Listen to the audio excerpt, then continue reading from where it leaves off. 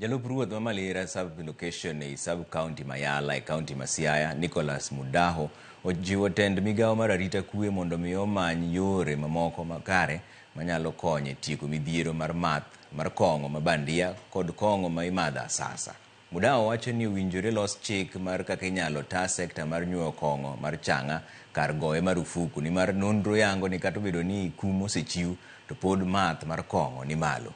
Ne olose e kinde romo mar twak ewi arita ma Siaya ni jukwaa la usalama kama ne oyuorie gi jatend migawo mar arita Kipchumba Murkomen kod jokanyo mamoko. But comparing Chang'a and the spirits we have that come from Uganda, the second generation brews, it is more, the second generation brews are more lethal than Chang'a.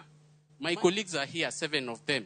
We've been trying to come up with a policy document to present to you so that we might see the other way of dealing with Chang'a other than penal way of arraigning them to court.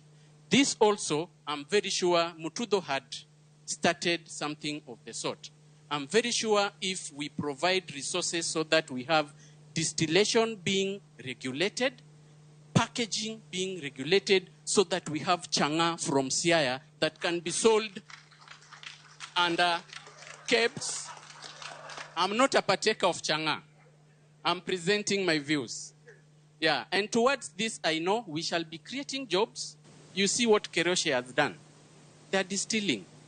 Yeah, and if you see the composition of what makes up Chang'a, ni unga, mtama, skari, and pure distillation.